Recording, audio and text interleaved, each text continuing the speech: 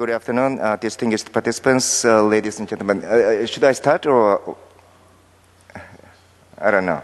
But anyway, we are behind the schedule, so let me start this session. My name is Uk Che, the president of KIAP, Korea Institute for International Economic Policy.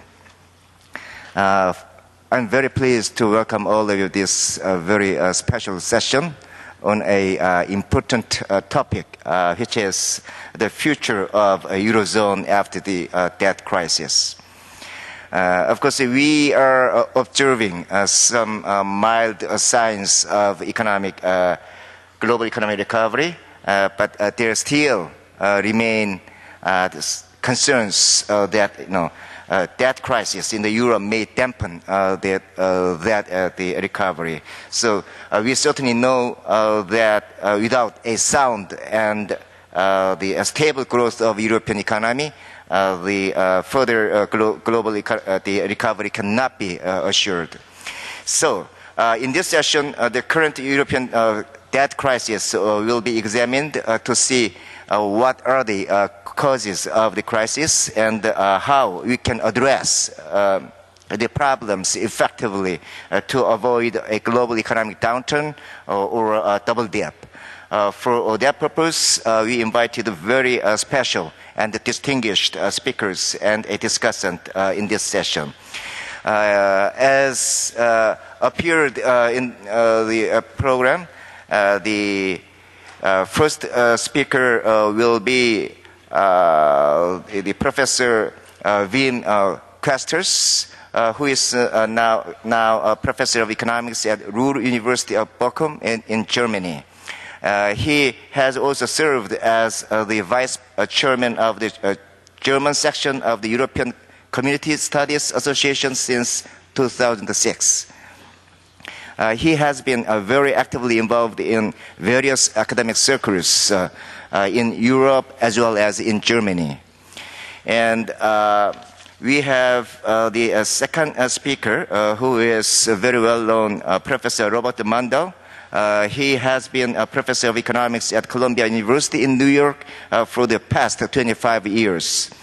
He has been also an advisor to a number of international organizations and the various governments, including the United Nations, the IMF, the World Bank, the government of Canada, several governments in Latin America and Europe, as well as the Federal Reserve Board and the U.S. Treasury. And we also have a very distinguished discussant for this session, Dr. Jack Attali, who is currently the president of Planet Finance, which is an international nonprofit organization assisting the microfinance institutions all over the world. He is also a CEO of ANA, which is an international consulting firm specialized in new technologies based in Paris. He is well known as the founder and the first president of the EBRD, you know very well, which is the European Bank for Reconstruction and Development in London from 1991 through 1993. And he is also an economist. So I think we had better start this session by inviting Professor Wim Kusters. Wim Kusters, please. Let us invite him with a big applause. Yes. Should I speak from there? Yeah, I think wherever you like, probably there. Okay, I just missed one thing, the operation rule. That is, each speaker will be given around 25 minutes or so. And then the discussant will be given around 10 minutes or so. You may use a little bit more time because we have, even though we are behind the schedule, we have quite enough time, I think. Yeah. Go ahead. Thank you, Mr. Chairman. Thank you. Thanks to the organizers for inviting me to this conference to give my view on the future of the Eurozone after the debt crisis. I would like to proceed like this. I first give you the facts and then go on to the causes, in my view, to this crisis we had in Europe, and then give you my view on economic effects and finally the solutions.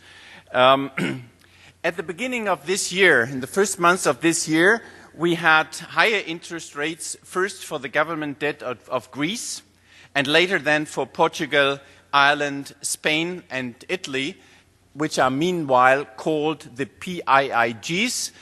These countries, this group of countries which have the biggest problems with their debts and with their debt dynamics. In spring of 2010, this year, there was growing concerns over a possible default of Greece and other southern EMU member countries. EMU means European Monetary Union. The euro then started to devalue vis-à-vis the US dollar as well as against other currencies. In April and May 2010, this year, the EU Council had to decide to set up two rescue packages. The first one for Greece, in total 110 billion euros. For the next 3 years.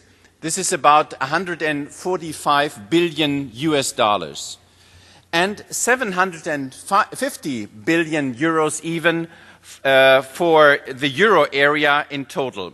And this is called the European Financial Stability Facility.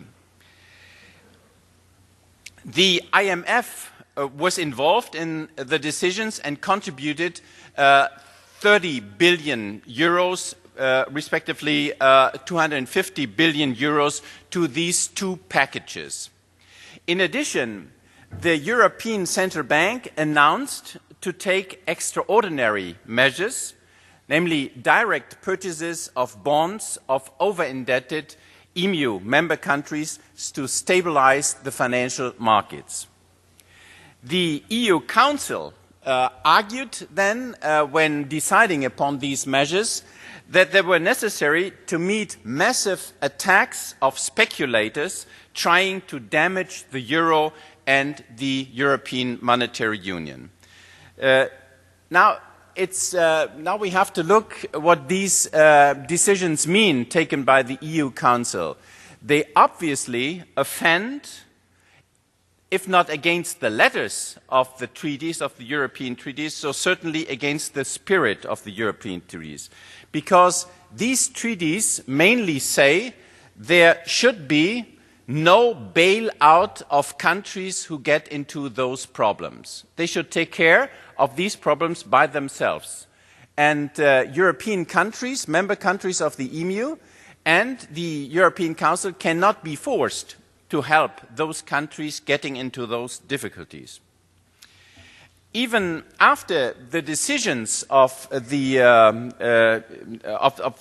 these decisions, the euro devalued further at first, and the yields of the PIIGs increased further for Greece by far the most, followed by Ireland and Portugal, and to a lesser extent than by Spain and Italy. Since July 2010, this year, the euro, however, recovers against the dollar, and now it's about 139, 140. I didn't look it up today where it stands. All this shows that the euro crisis might not be over yet, and therefore we should think about how to solve it. You see the development of the exchange rate of the euro vis-à-vis the US dollar. The very actual numbers are not added yet, but it went down and now it comes up again.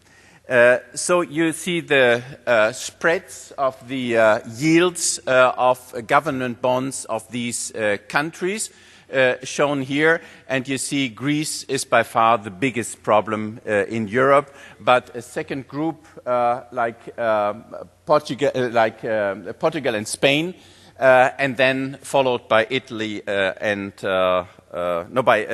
Portugal and Ireland, followed then by Italy and Spain. The EU Council, while taking the decision, blamed international speculation against the euro. And they really were talking like generals from the military and not like politicians when making these decisions. More seriously, one has to look at the debt dynamics of the PIIGs because this should be looked at first in order to find the reasons and the causes for this crisis we had. Budget deficits and levels of debt increased fast in the last months and last 2 years, not only, but mainly due to fighting the international financial and economic crisis. In the case of Greece, this came on top of an overly expansionary fiscal policy for many years before. And I will tell you later a little bit more to it. In other countries, it's not only the debt dynamics, but for instance, a real estate crisis in Spain. But this real estate crisis in Spain has to do with the CAIAs, the regional banks, giving loans to people who want to build houses, and did that sometimes on political pressure. And so the local governments were involved in that, and so that's a problem of its own. But Spain was not bad at its debt statistics, but it was bad at its deficit statistics, and therefore the debt dynamics are there, and it has a real estate crisis which can amount into a banking crisis. Ireland is exposed to a huge banking crisis. The Anglo-Irish Bank is in heavy difficulties and the government has to give them loans, and so the deficit of Ireland this year will be over 30% of GDP. So it rises to very big numbers. The inflexible labor markets in Spain and Portugal prevented the necessary adjustments needed, and all this added then to the fiscal crisis we had. You see over here the statistics once again, and please should note that the net borrowing, that means the deficits in Europe, on average, you see it in the middle, is lower than that of the United States. So just to make a fair assessment. But you see over here the countries, I don't have to repeat that in extra. So the gross debt also is very high. Japan, of course, the highest in the world, heading for the 100%. That means percentage of gross debt as a percentage of GDP. But Italy, Greece, also Belgium and other countries, European countries, have a quite high debt, government debt. The international investors became hesitant because of that debt dynamics and the other problems I just mentioned, became hesitant to finance new or refinance existing debt, and that made interest rates increase, and the prices of CDEs, for instance, also increased heavily for those countries I mentioned. Thus, it was not unfounded speculation that brought about the euro crisis, as the European Council told us when taking the decisions. I want to make that point clear. This argument of having heavily speculative attacks against the euro, this argument tries to divert from governance deficits and deficiencies of the EMU over many years contributed heavily to this crisis. So that's my main point, that the governance deficiencies are the biggest reason for having that crisis. The rules agreed upon in the European treaties with respect to the single market and the European Monetary Union were not taken seriously and not observed. And I could add, maybe in Europe we experienced something like Somalialization because we didn't observe the rules we were agreeing upon in the treaties. This is true for the member states, but also for the European Commission, the European Council, the European Parliament. All these institutions responsible for the governance of the Eurozone, they were not taken seriously, the rules agreed upon in the Maastricht Treaty. Just to give you some examples for that, Greece was admitted in 2001 to the European Monetary Union on the basis of wrong budget figures reported to the European Commission. They forged the figures, some say, and they continued even after the admission of Greece to the European Monetary Union. They went on reporting wrong figures to Brussels. They failed. The Greeks failed to comply to the budget criteria in every single year after its admission. And they didn't get sanctioned for that. So we have rules, but we don't stick to the rules. The European Commission only recently detected all this. So it went on for a long time. France demanded over many years to change the rules of the European Monetary Union agreed upon in the Maastricht Treaty to less price stability orientation and less independence of the ECB.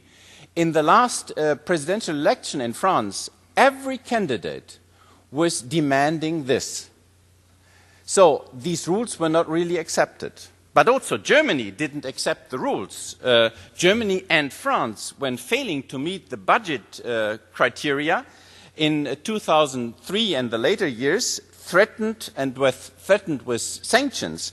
They, instead of taking these sanctions, they changed the rules. The Stability and Growth Pact was changed then and was diluted, clearly, in 2005.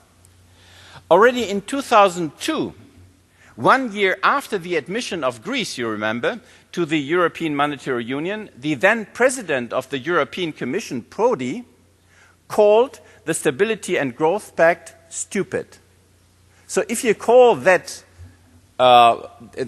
pact stupid, do you really expect then that the European Commission will strictly monitor the rules and will put sanctions on those countries which violate the rules? After all, neither the European Commission nor member states stopped that game, even not the court, the European court stopped the game, but the financial markets did. The financial markets stopped the whole game because they were no more willing to give loans to Greece and other countries. In sum, the basic rules of the European economic and monetary constitution, you could call, because you have some kind of rudimentary constitution made up by the European single market regulations and the European Monetary Union.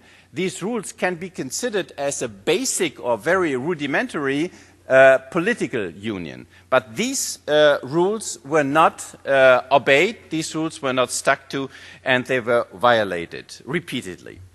The result of this bad governance in the past showed up now and brought about the crisis. That's my explanation for the crisis.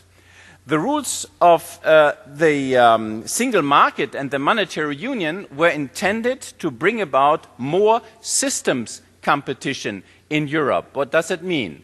If you agree upon a single market and you have a free movement of goods, services and capital as well as labor, then you have high mobility of even of the factors of production. And if you agree upon a common currency, a single currency, then you create in Europe, then you have created in Europe something like a super globalization. that goes far beyond what in any other part of the world is possible. So if you agree upon that, then, for instance, a German enterprise trying to invest could choose either to invest in Germany or in Portugal. It would not have an exchange rate risk because we have the euro. And it can do that because there are no restrictions for capital movements and for labor movements. So this is the European world created by these treaties. And since the rules were, or let me say this, we did that in order to get an edge, an advantage, while adjusting to to globalization. If you adjust faster by that in Europe, if you would adjust faster by that in Europe, then we would get an advantage in the international competition, and this was the aim of the single market and the European Monetary Union as I see it. Since the rules were disregarded and no fines imposed, it turned out, however, to the contrary. In the PIG countries, the markedly lower interest rates after the entry were used to fuel domestic demand. Not only government expenditures were extended, but also private expenditures were extended. The interest rates in some of the southern European countries for housing loans were lower even than in Germany at some times. This caused current account deficits because prices and wages increased in those countries faster than in the rest of the EMU. And that brings about a real revaluation. If you have a common currency, the nominal exchange rates are fixed forever between the former European currencies, which don't exist anymore. We have a common a single European currency now, the euro. And then you have absolutely fixed nominal exchange rates. But then if in one country prices and wages go up faster than in another country, then you have a real revaluation so that you get less competitive price-wise. And just to show you in these graphs, you can see that the current account balance of Germany and the Netherlands has a surplus, whereas Greece, Portugal, Spain, I just show this, are in deficit. And you see here the reason why the nominal unit labor costs, I took that as an example, they were increasing much faster in these countries which are now in trouble than in Germany as an example. Under such circumstances, international financial markets became hesitant to finance those countries at the previous low interest rates. What economic effects did the crisis and the decisions of the European Union Council has now, economic effects? First of all, the crisis brought about a pricing of government bonds according to risk. Now the Greeks have to pay a much higher interest rate than the Germans have to do for government bonds. This has increased the efforts to consolidate public budgets and to adjust wages. In all these crisis countries, you have an adjustment of public expenditures and an increase in taxes, so to consolidate public budgets and adjust wages. But this development will be not sustainable in the longer run if it is not supported by efficient and credible rules of good governance. So now we should use the time up, because the programs only run 3 years, these rescue packages. So we have to use this time span to find efficient and credible rules for good governance. The ones agreed upon in the European treaties, in the Maastricht Treaty, were disregarded, and therefore they lack credibility now. Because if you once break a rule, then you will do it at another time again, and therefore the rules we set up are, in a way, lack credibility now. The EU brought itself by all this into disrepute by not being able to manage the EMU, the European Monetary Union, successfully. And we had to call the IMF in to help us. And that's no good. The EU disappointed investors who trusted in the euro. And you see, once again, one area doesn't care very often about what happens to the world economy because they create a crisis and you have to suffer, for instance, from the crisis in Europe, as well as we had to suffer when you had a crisis in East Asia. The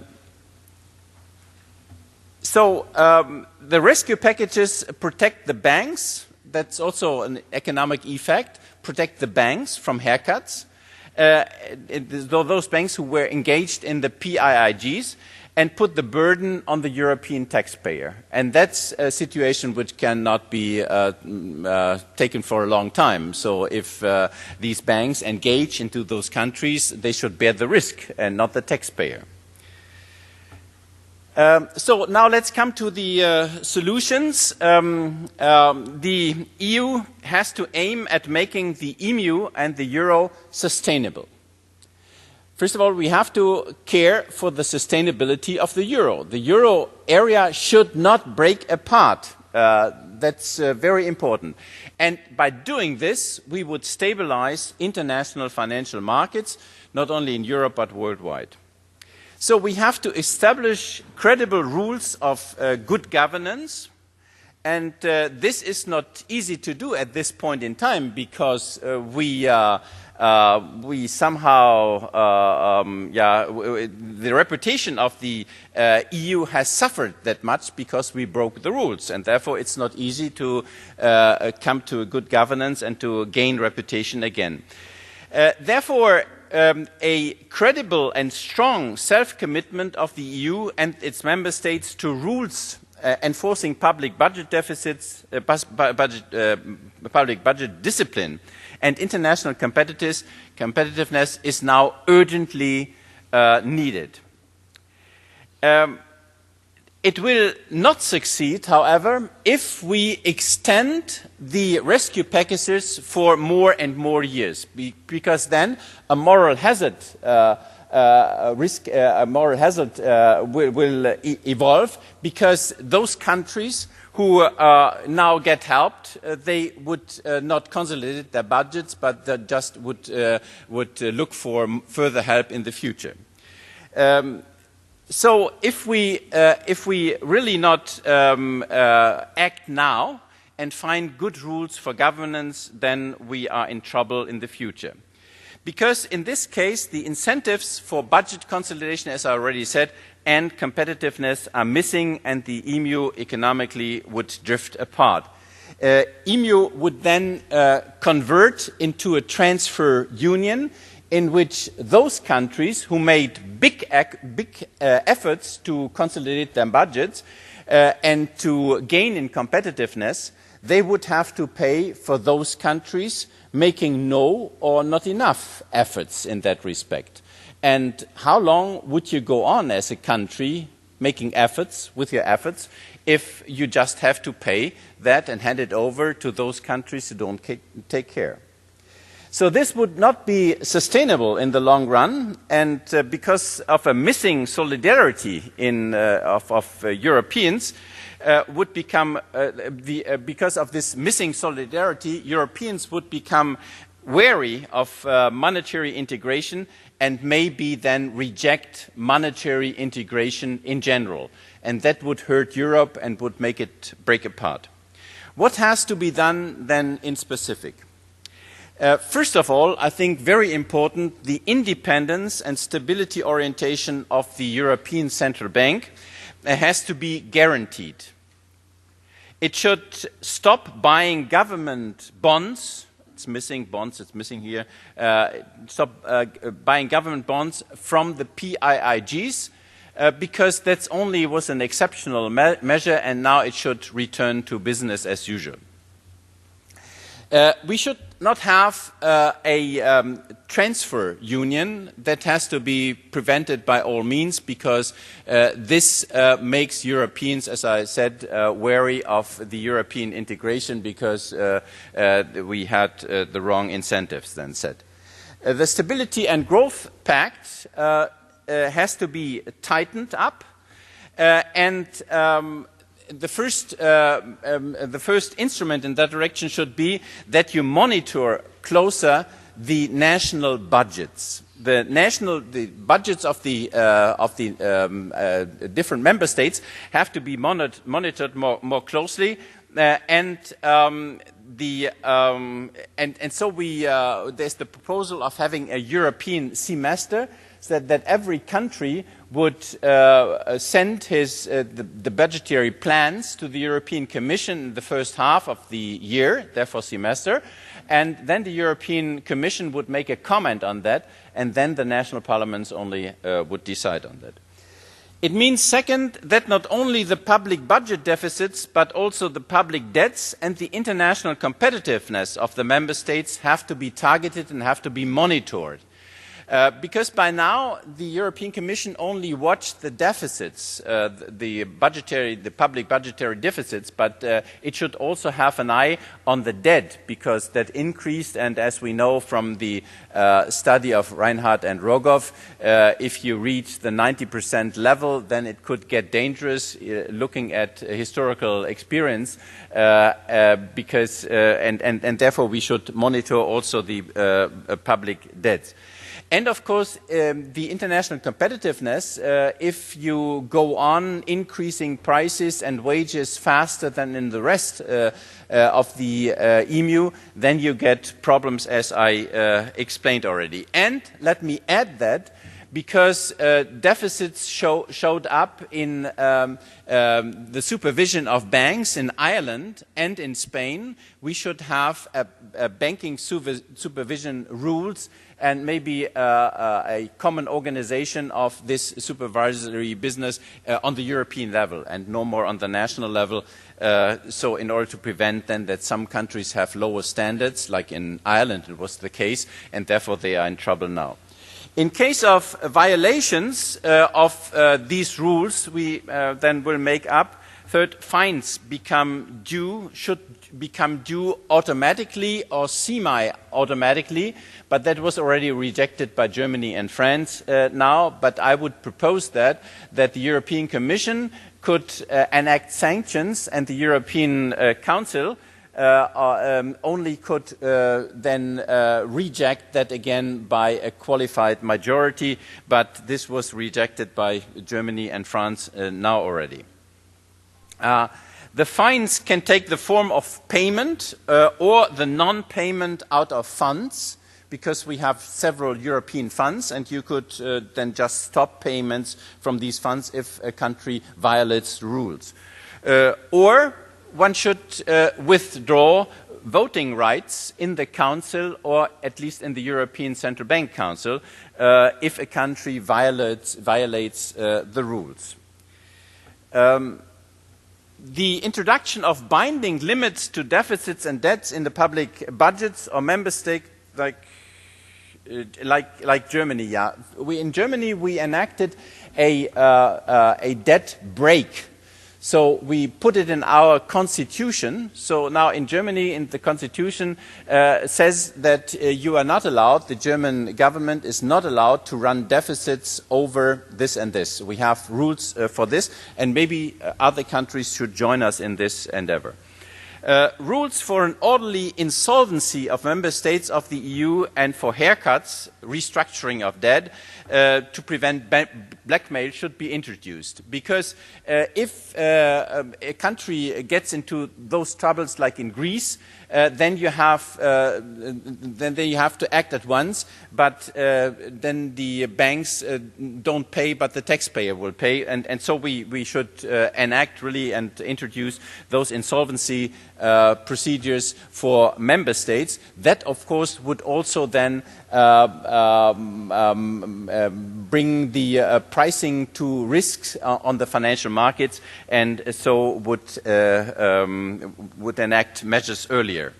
The right to withdraw from the European Monetary Union, I would say, would also be a good thing to introduce because then those who get exploited could leave the monetary union. At present, many proposals along these lines are made by the European Commission, by the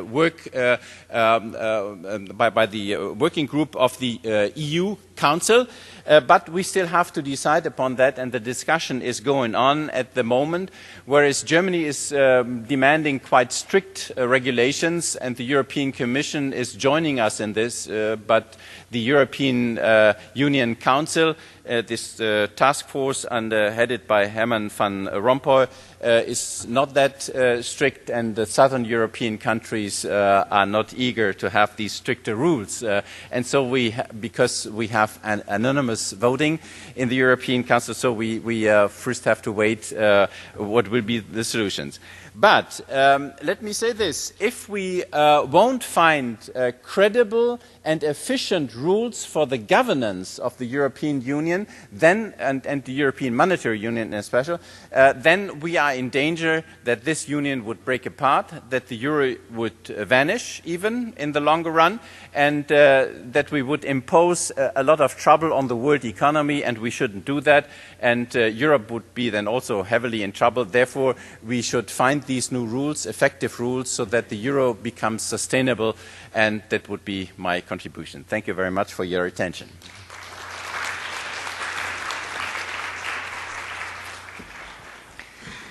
Thank you, Professor Castres, for your very straightforward and analytical presentation on euro crisis. Probably not as a German, but as an economist, he very harshly criticized the European Union and European Monetary Union of bad governance, as well as the wrong or the immoral policy behaviors done by some Eurozone states like PIIGs. Attributing the most of the problems to the EU's bad governance, he strongly argued for the much stricter rules or disciplines. Thank you very much again, Professor Castres. Now we will invite Professor Mundell for his presentation with big hands. Professor Mundell, floor is yours.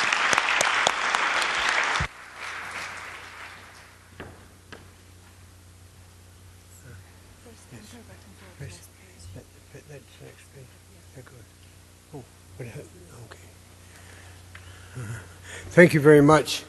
Great pleasure to me to talk about this issue, this troubling issue.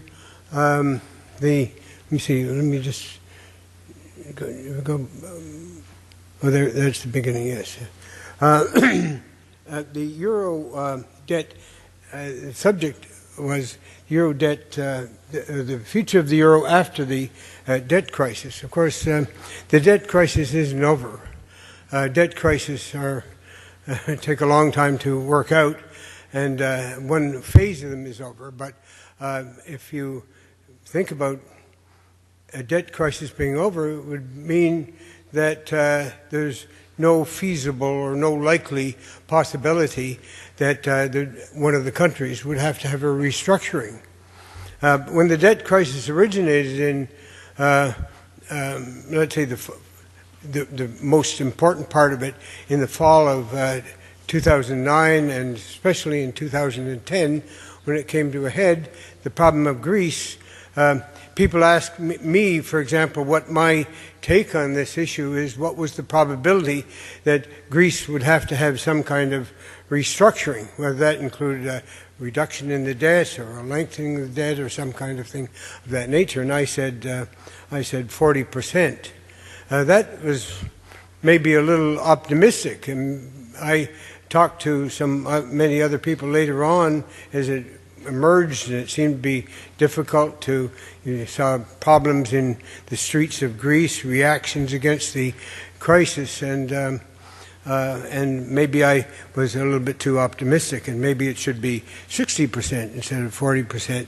Or now, there was an article a couple of months ago by Nouriel Roubini saying that it's inevitable that Greece is going to have a restructuring, and therefore they should do it now.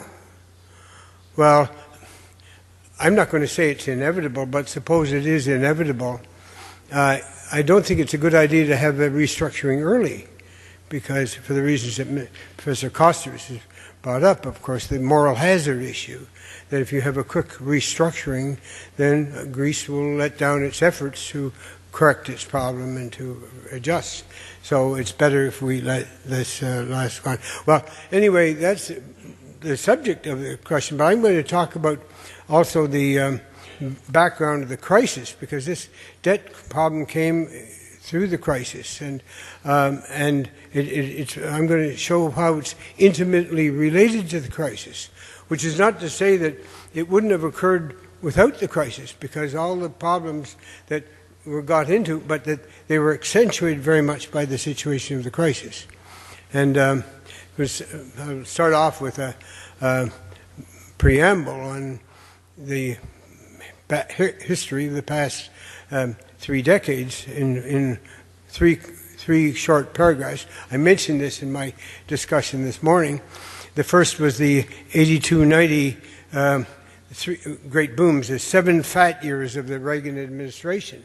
Big sweeping reductions in tax cuts. It had a tremendous impact on the health of the U.S. economy, because in 1980 the top tax rate, the tax rate in the highest bracket was as high as 70%, and then you add to it state and local taxes, and you get something like 80 or 85% for the tax rates, which is a punitive tax rate. It has a tremendous effect on history, but that had been the system that had been existed for a long period of time, where it was a kind of hypocritical system, because a lot of people didn't pay these taxes. There were enough exemptions, so you didn't have to pay them.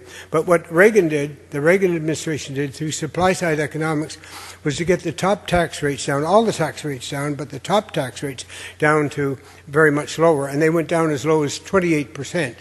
At the time Reagan left office. So it was a sweeping change in it, and it brought about that great refreshing of American capitalism that had its greatest payoff in the great boom of the 1990s.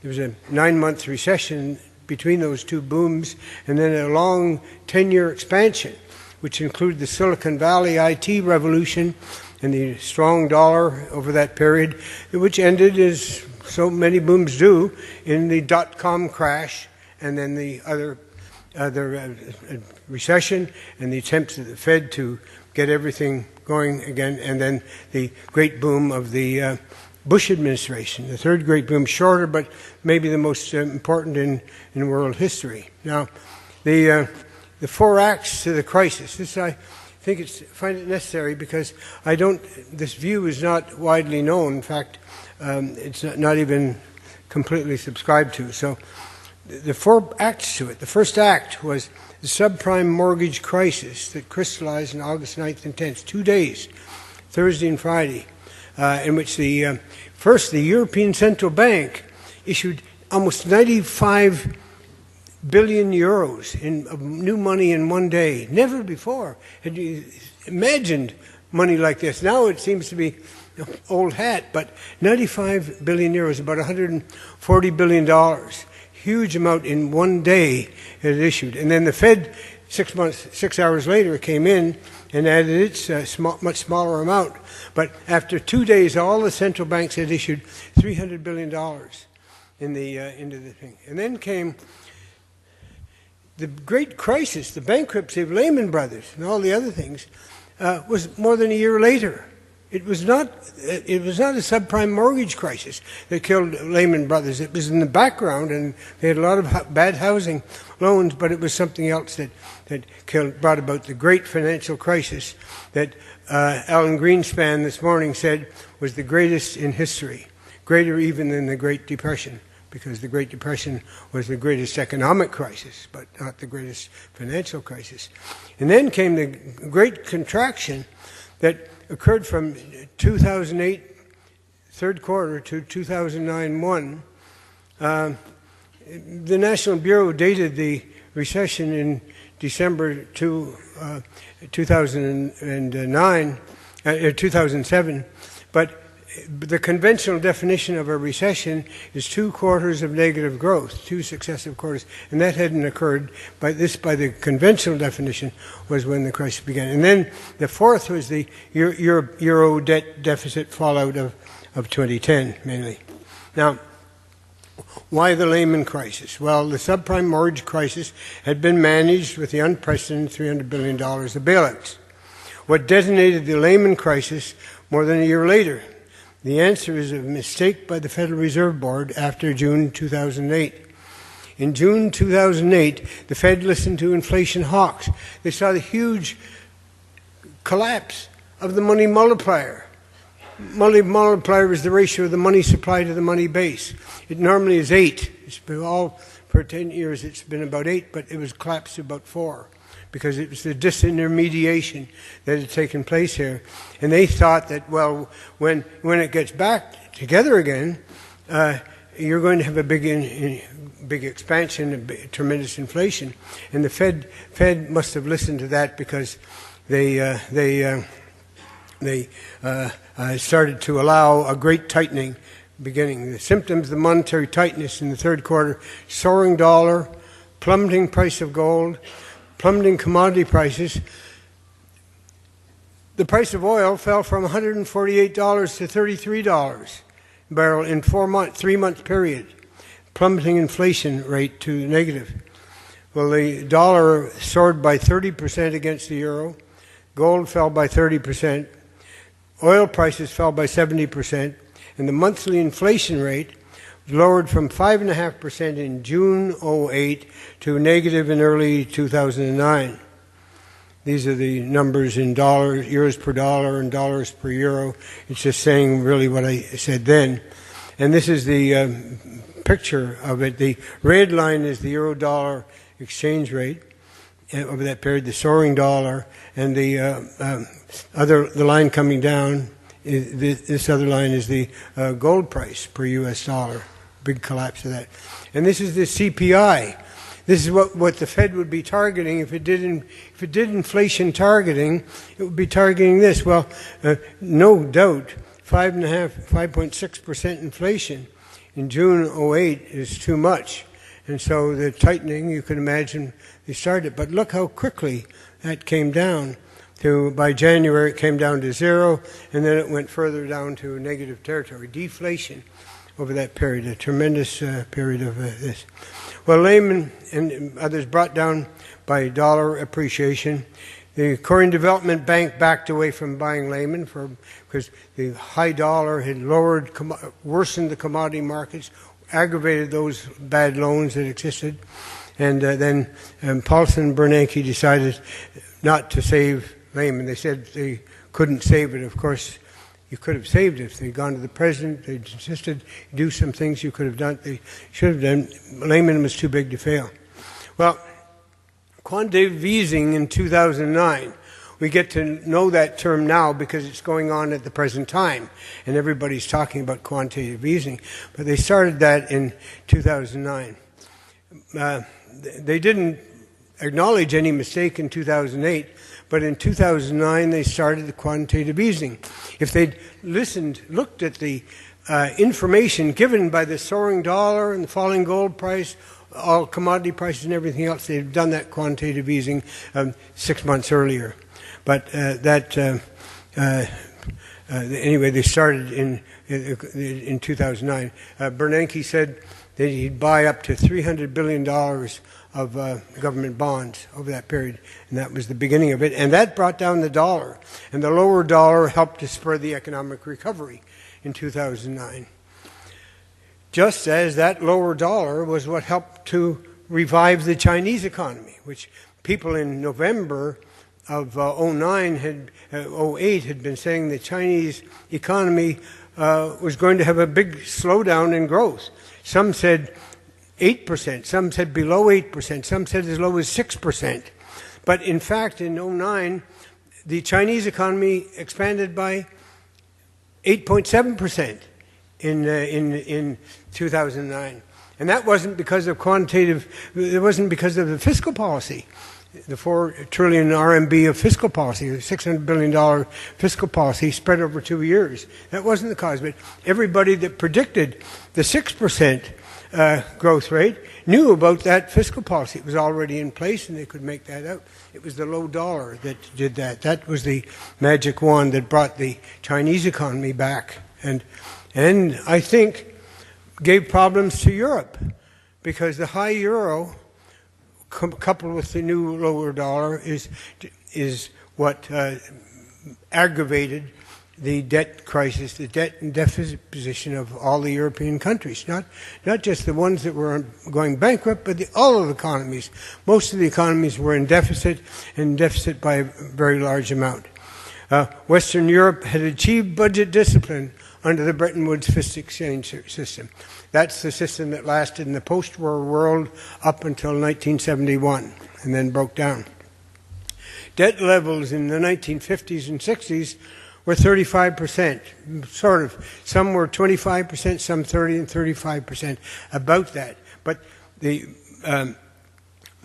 important point is that that fixed exchange rate system allowed and ensured monetary discipline, because under a fixed exchange rate system, then countries will always defend their exchange rate, and they know that budget deficits are anathema to confidence in their currency, so they have to maintain budget balance. But the breakdown of the Bretton Woods system opened the way to fiscal discipline.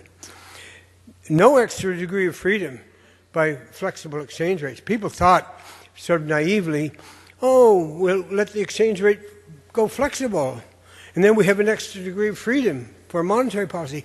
There's no extra degree of freedom. There's only an extra degree of freedom if you decide you don't care about monetary stability.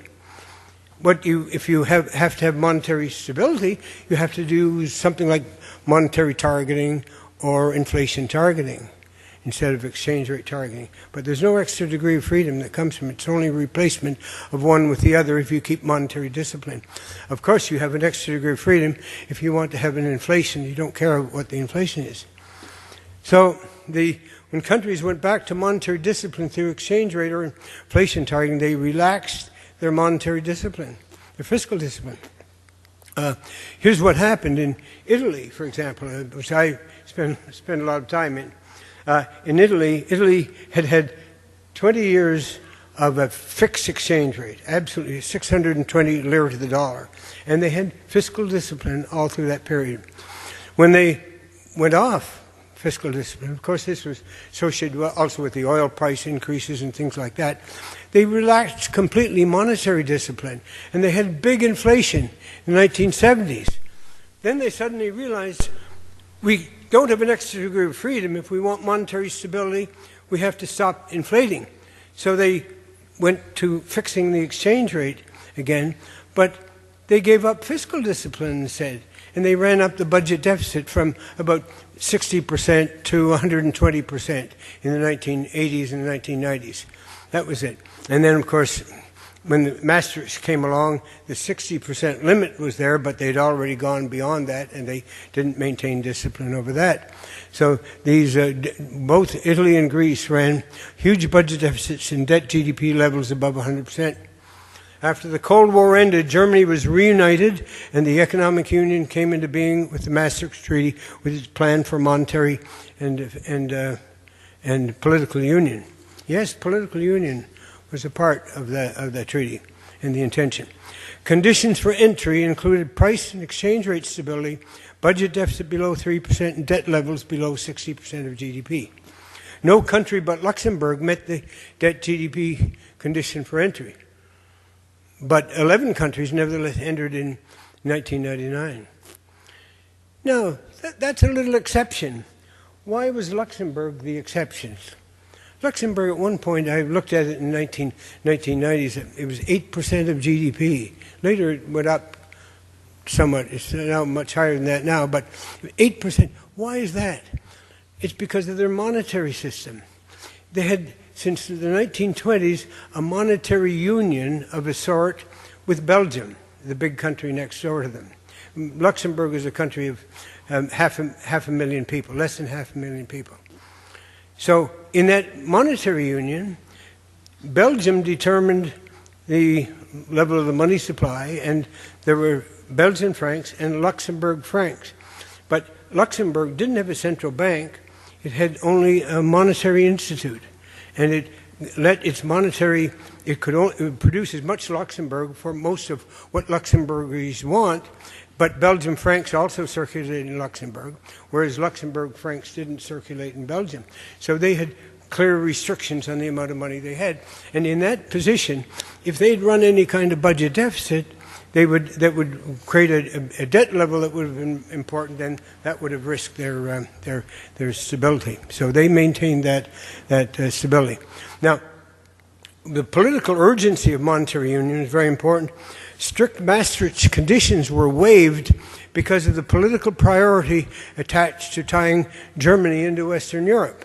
This was what President Helmut Kohl, the Chancellor, had said: agree to unification of Germany, and we'll bring Germany into a monetary and a political union with Western Europe. And then the rest of Europe wouldn't have to fear again any revival of German domination of Europe, as it was the risk. So this was the political thing that went into it. But Greece didn't make the first cut. The other countries hadn't made the cut, but Greece was quite further behind, but was allowed to enter in 2001, I guess it was, despite misgivings. The risk in allowing countries like Greece and Italy into the monetary union was their ability or discipline, with lack of it, for achieving budget balance. To enforce the budgetary rules, the Stability and Growth Pact was formed, established at the suggestion of Theo Waigel, the German minister, in finance minister, 1997. Now, we should also say that at the Treaty of Maastricht, 1991, it was the limit, a deadline was set for formation of the monetary union. It could come as early as 1997, but no later than 1999. So if it didn't come in 1999, they would have to have a new treaty. This was a tremendous thing. So the insistence on a deadline was formed by the Italians, by Guido Carli, who his argument was, if you don't make a deadline, the Italians will never make it. They'll only delay it. And that could have been the case, but they got into it. So the Stability and Growth Pact that was put on was only weakly enforced, largely because even the stronger members, like Germany and France, were in deficit. An individual country, here's the problem with why a country how the monetary union could exacerbate the deficit problem. An individual country with its own currency is inhibited from excessive budget deficits because of the threat to confidence and convertibility of its currency. When, however, it joins a monetary union, it can risk larger budget deficits because the risk of exchange stability is taken away. When Greece gave up the drachma, got the euro, they didn't have to worry about any monetary. They could have deficits, apart from the restrictions of the growth and pact, without worrying about the possibility of deficit. So this was the free rider problem. Now, in a monetary union, when a monetary union cannot be allowed to default, accountability is shifted from the individual members to the collectivity. Any member can pollute the pool of national debt and risk currency devaluation or fiscal insolvency to the union. The situation of countries in a monetary union is in this respect like residents sharing a lake.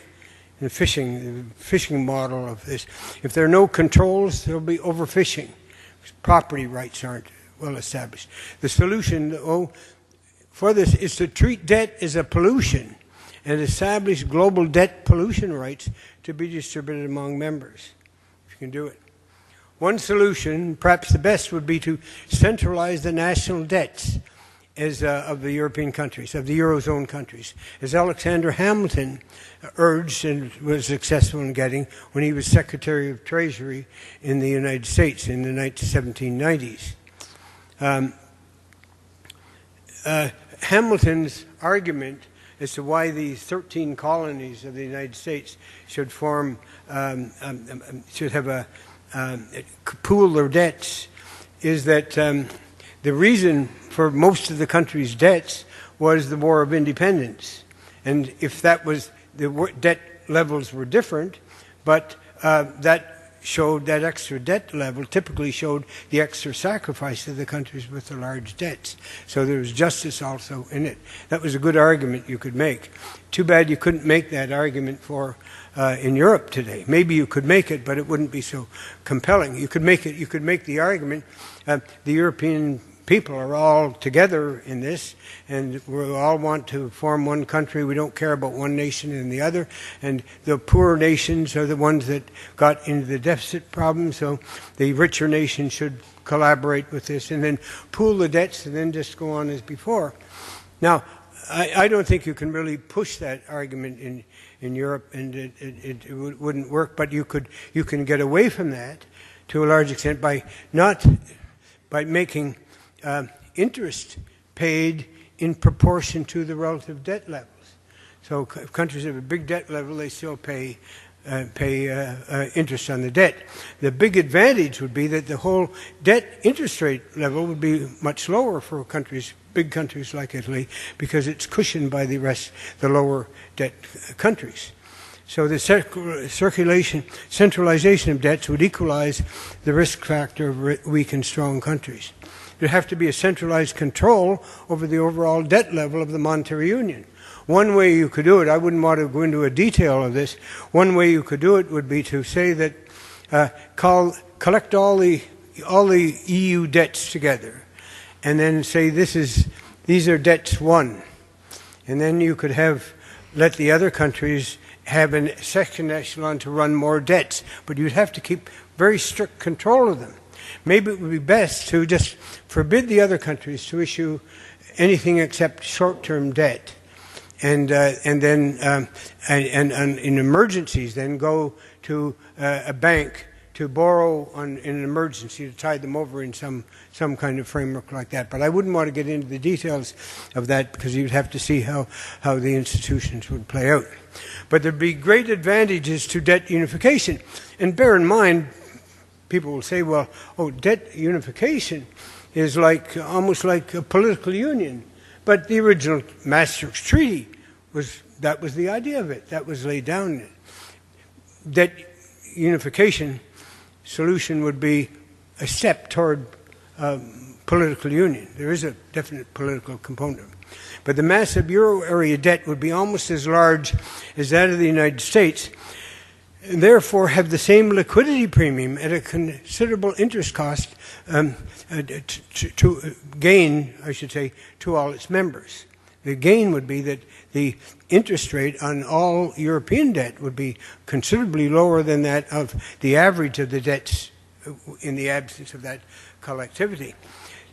And it would greatly strengthen the euro area because the euro area doesn't have at the present time a euro area debt.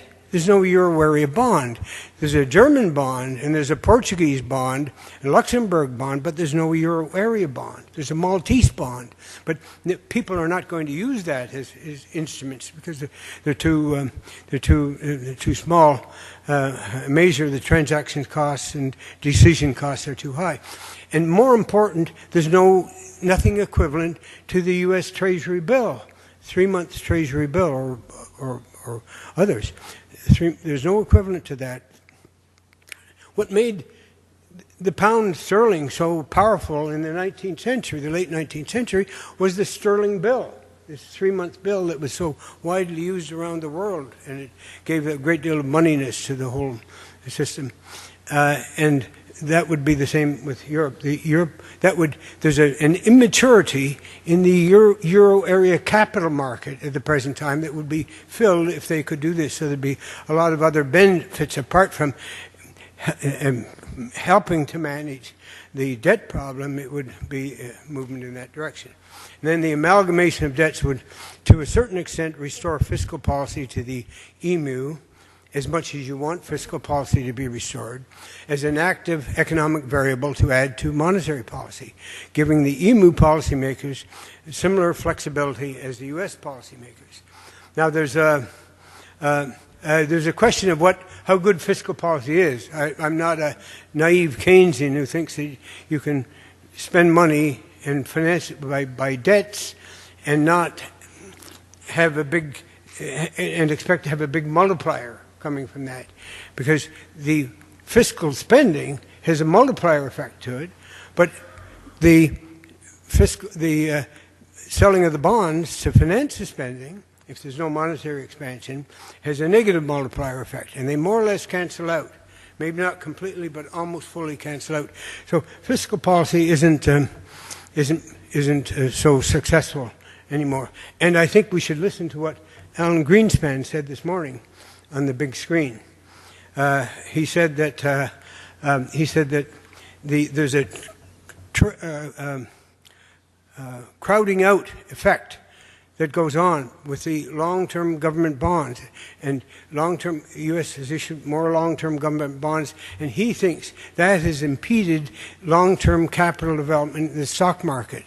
And his sort of casual proof of it, as he said this morning, was that the long-term bonds that were issued, the shortfall in investment, and there's not much investment going on in the States.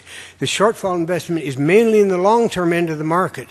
The shorter-term investment projects are still are much more viable. So there's a certain plausibility to it. In general, it's the old argument that fiscal policy doesn't work because it crowds out private investment.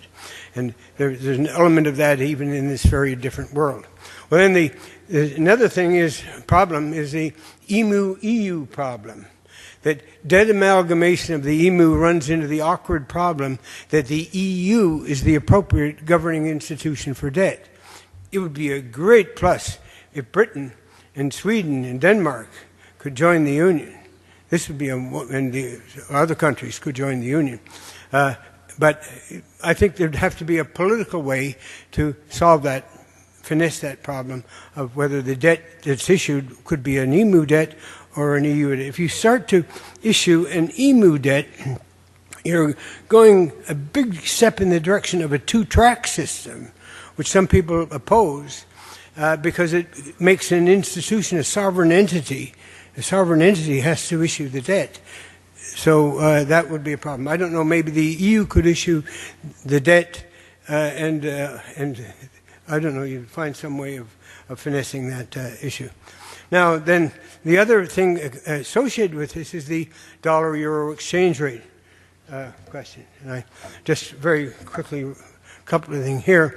The fiscal debt situation was made worse with the depreciating dollar and the appreciating euro in the fall of 2007 and the spring of 2008.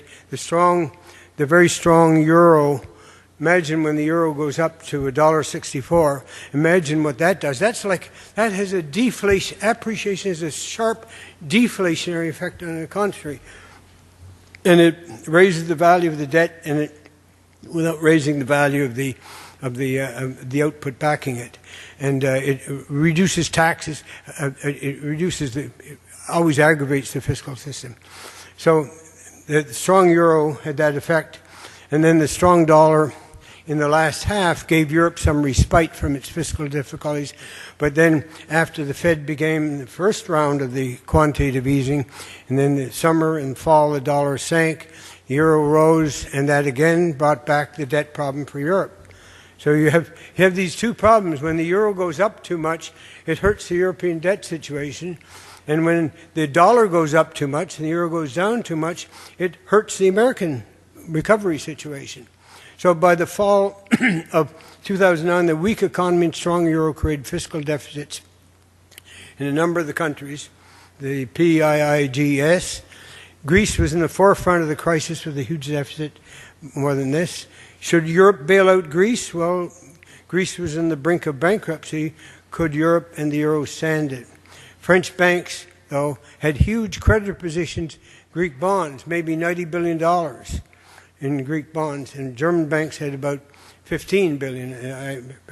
So France led the charge to save Greece. Germany was a little more reluctant and waited and dragged its heels, and insisting more on adjustment on the part of Greece.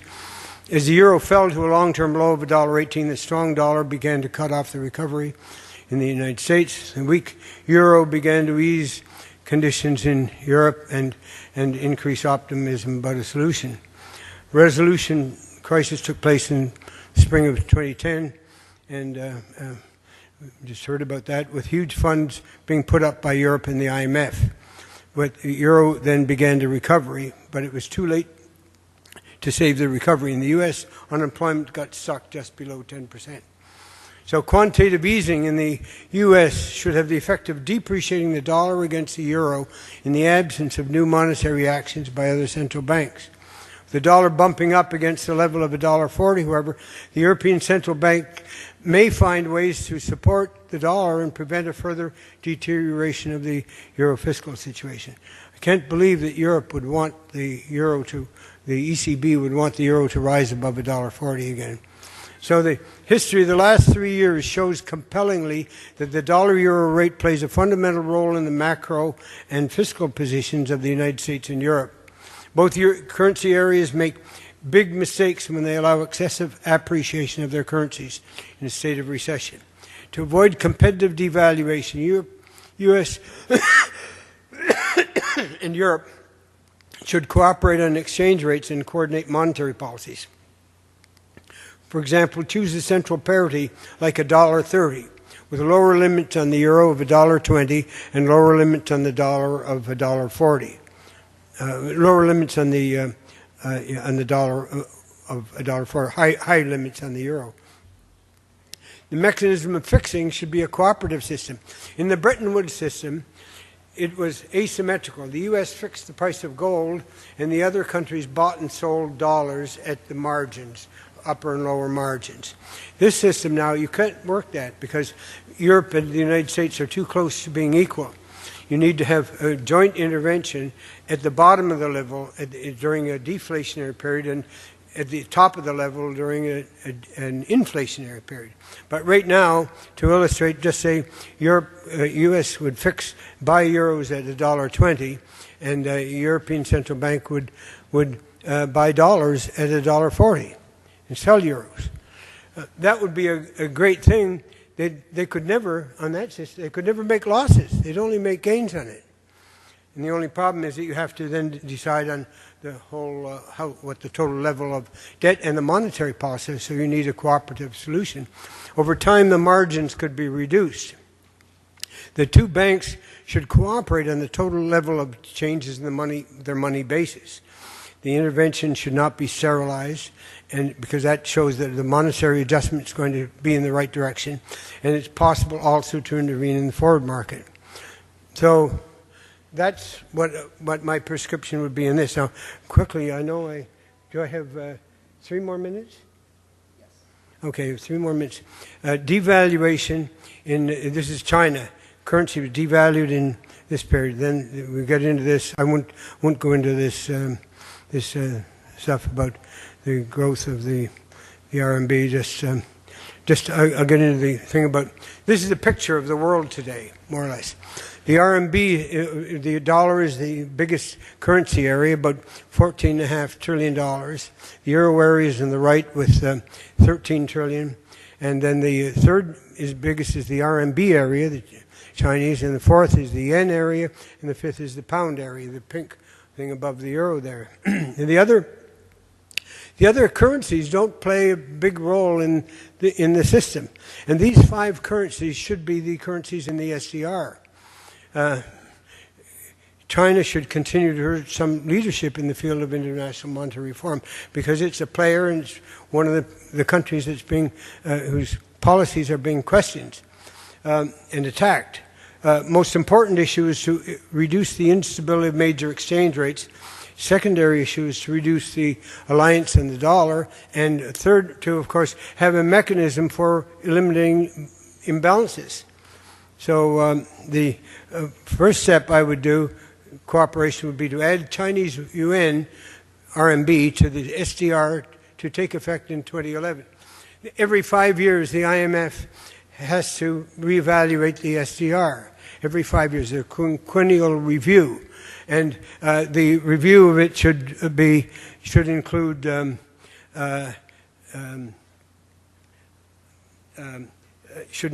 the four currencies now are the dollar, which is 44%, the euro, which has 34%, and the pound and the yen, which have 11% each. My proposal would be to make the dollar and the euro together 70%, and then 10% for the Chinese yuan and the Japanese yen and the British pound. And that would be the first step. That doesn't give full weight, correct weight, to the great increase that China's made. But in the next review, you don't want to do these things too quickly. In the next review, you can double the weight of China in it. And I think that that would be the right way to go. Now, Sarkozy has made 3 categories of proposals: reform of the international monetary system to reduce the instability of exchange rates, controlling or reducing the volatility of raw material prices, and reform of global governance. Now, then he mentioned these. France becomes the chairman of this, and this will become part of it. In my view of the system, a revised SDR could be made the active component of a generalized global currency in which all members of the SDR have a stake in relation to their quotas in the dollar. The problem with the system is that if countries keep on accumulating dollars, eventually there'll be so many dollars out there that this will weaken the United States and the position of the United States. You need to form a substitute for the dollar that still can be used as a global currency with the same monetary properties as the dollar, and that the SDR could do that then. And then quotas in the IMF, eventually the INTOR would be every country in the world would have a stake in the in this INTOR currency, more or less in proportion to their quotas at the IMF, and so on. Then theoretically, all those countries that wanted to anchor their currencies would be able to anchor on this currency area of the SDR era countries, and that would be the solution. Thank you.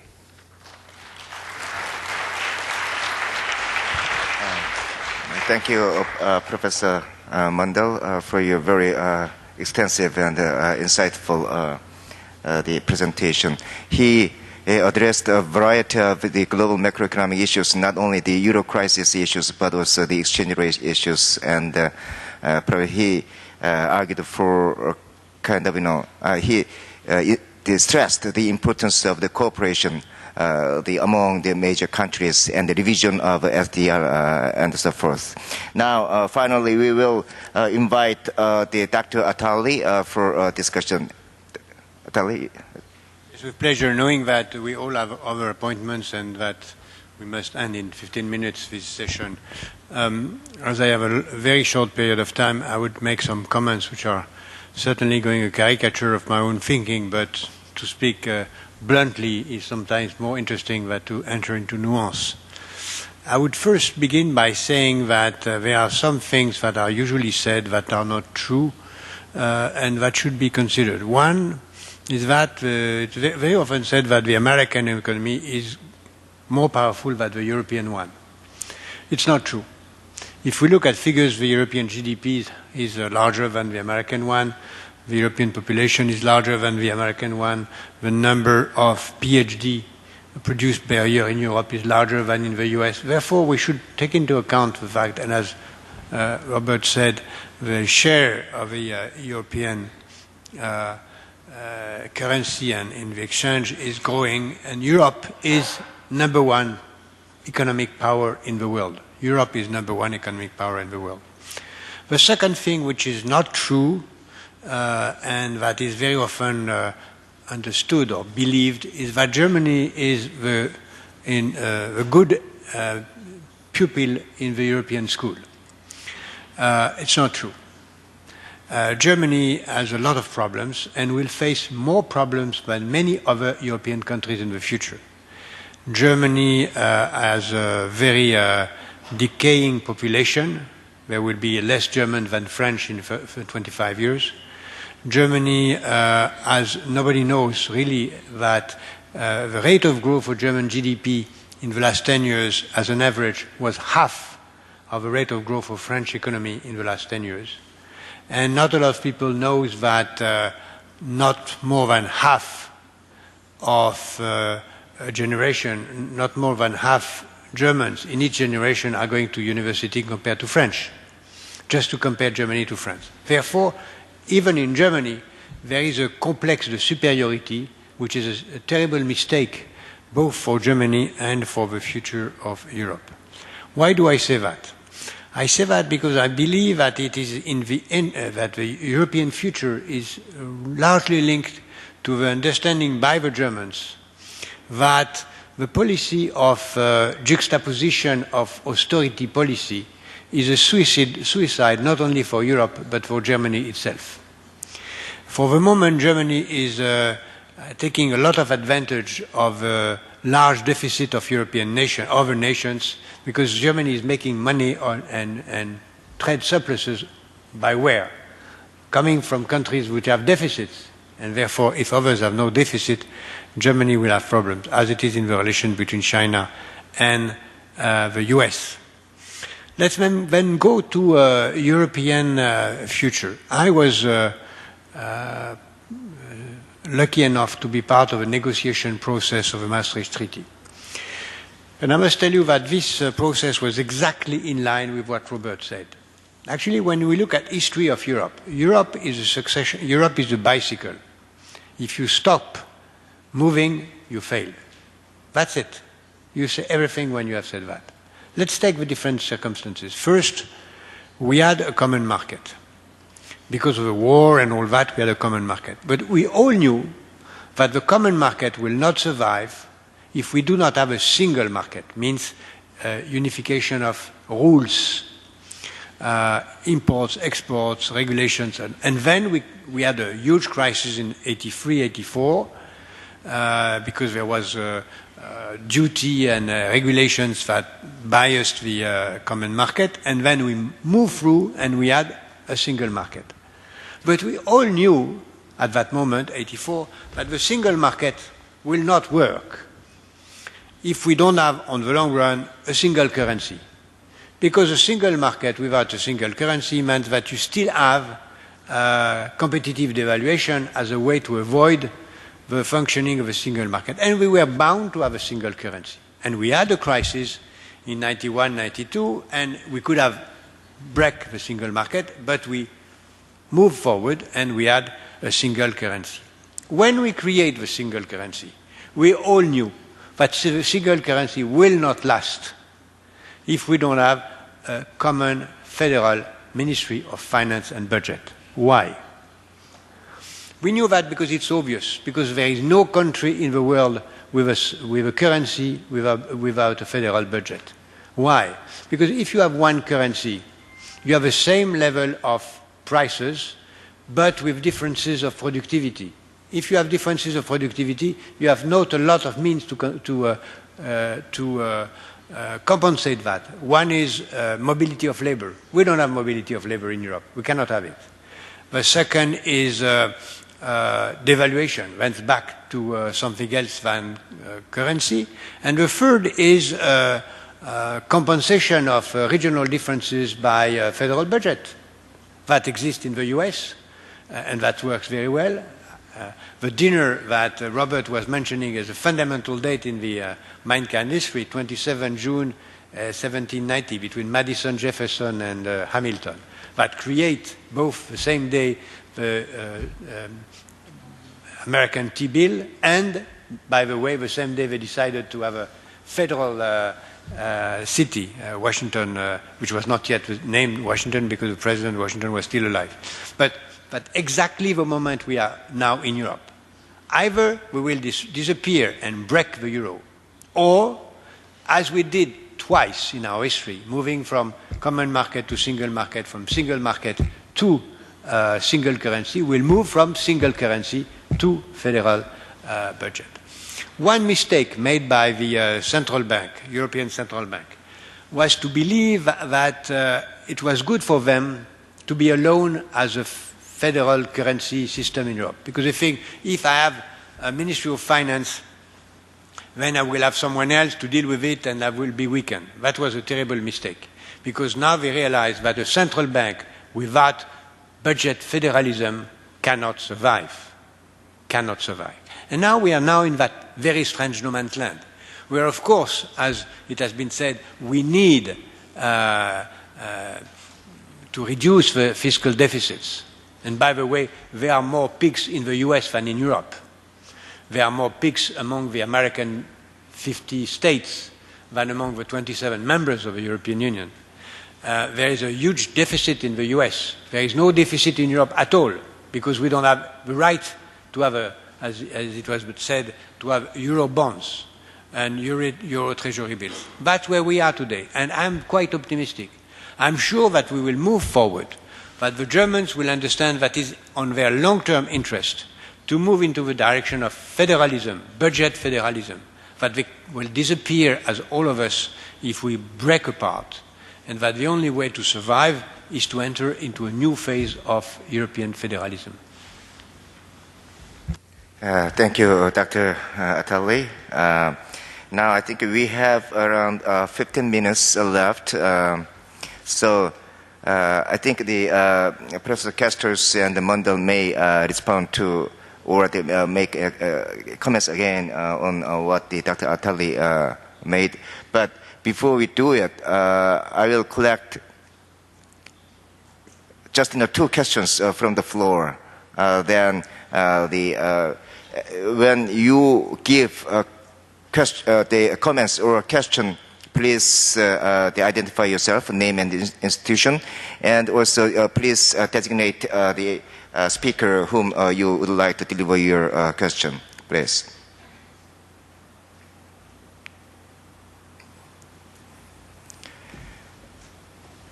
That's what I expected, so that's why I gave more time for speakers and discussant. Okay, I think it might be better if I give just 4 minutes to each speaker. For if you have anything to say further or respond to what the Dr. Attali said. Yeah. Professor Kesters, yeah.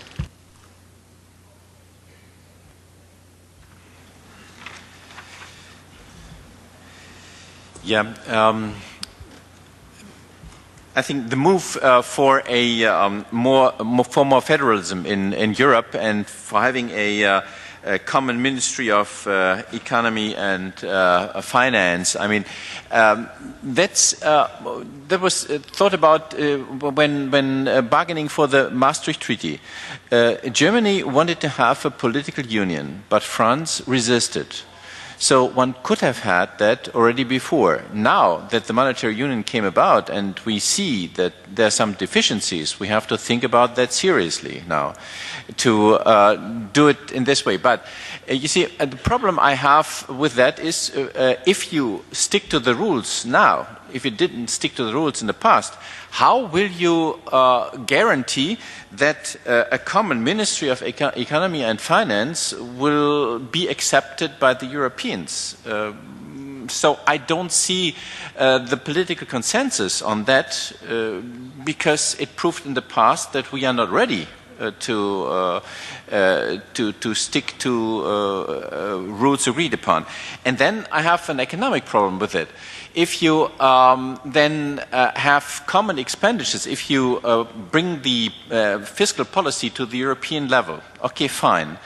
But then you produce a bigger amount than now of public goods on the European level.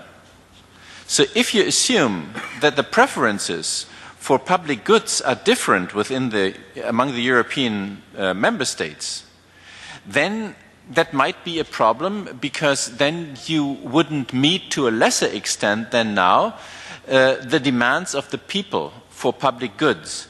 And so it then could, then the European integration could be rejected by that, by the people, because they don't feel served in the right way.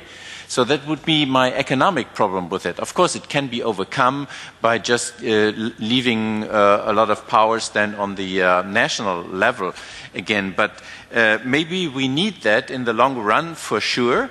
But then we should also think about what kind of economic policy we want to have on the European level then.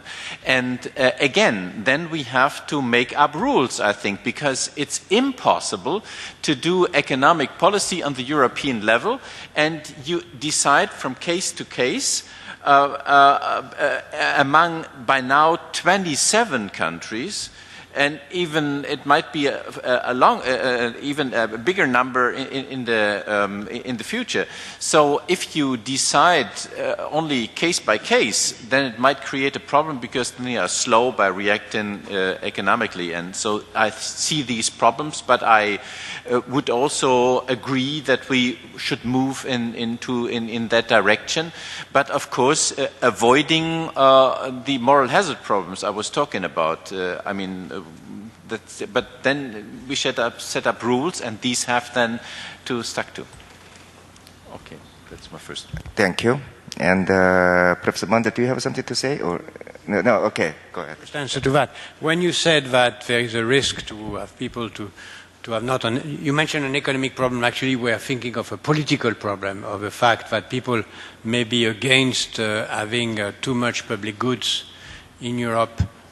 When we do not want to that before. First, I would say that today the level of public goods in Europe is 1% of GDP, and therefore nobody can believe that seriously that people will think that it's too much. 1% of GDP. 1%? Yes, the European budget. All the military expenses. No. I mentioned, the European level. Yeah. European Union is 1%. Nobody can believe that 1% is too much. If it double to 2%, not a problem. But the real political problem is exactly the other way around. Because the political problem of Europe today is that the only functioning, efficient, and lucid institution in Europe is the European Central Bank. The other one doesn't work. And what is a central bank? It is by definition a non-democratic institution. And therefore, we cannot, on the long term, live with a political entity, which is Europe, with only one functioning institution, which is, by construction, non-democratic. And therefore, there is absolute need, if we want to save Europe, to have some political balance by someone in charge of representing the political citizens, the taxpayers, in front of a central bank.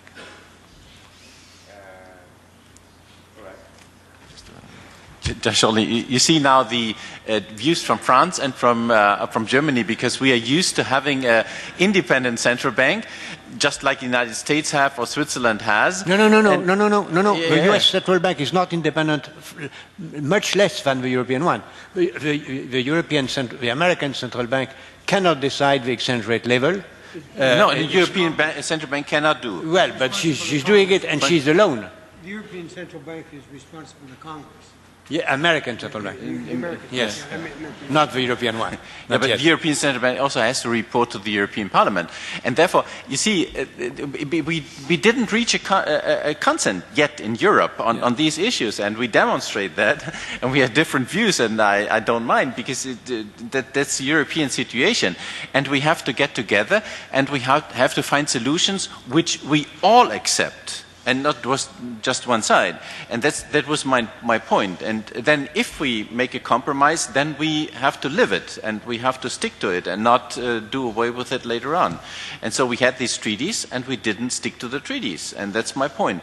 And of course, one can talk about that, but I mean, independent bank, it's made by the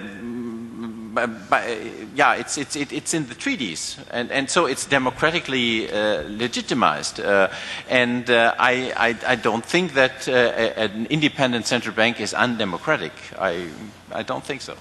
Well, you know, in a sense, an army is not democratic, but it's the democracy may accept it and ask it to do something, but it's not democratic the way it acts. And maybe it's an advantage that the European Central Bank is not democratic, and that in the context of Europe, the difficulty of making decisions in collective decisions in Europe. But what I wanted to say something about, drawing on what Jacques Attali's remark about Europe is a bicycle. So think of it as a bicycle, and as he said, we started off 1950 or 51 with the coal and steel community in Euratom. In 1958, the common market. And then 1985, the single market. And then 1999, the single currency, and so on. Each one of these has kept the bicycle going, but shouldn't the next one be the common fiscal policy? And would that, and I would include in this amalgamation of debts, but by, let's say, 2015, but would that be more difficult to achieve in terms of what people are thinking about now than the difficulty of having a common currency, which was a mind-boggling thing. Back in 1989, when the Delors plan came out, nobody thought, they called for a common currency because they were asked not to look at the politics of it, but nobody thought that was feasible until after the Cold War ended and the whole political equation started. So what I'm asking, do you think that if you two, both in your countries, the two most important in Europe, push this, that you could make some progress in getting it in a reasonable period? As always, the Americans are having their say in Europe. And I'm glad to hear that. All right, thank you. In fact, I continue to hear that about the Euro crisis problem. That is, many the scholars argue that it is the morality problem, or it is kind of political problem, or it is kind of the systemic problem. That is the systemic problem which that the monetary union cannot avoid. So I think probably we will have to think about it, all those problems, because the East Asian countries are also attempting at creating a kind of monetary block, at least in the long run. So it might be a very good lesson, and then we will have to think of all those issues raised in this session. So it was really very interesting and useful the discussion. So let us give the big applause to all the speakers and the discussant. Now the session is closed.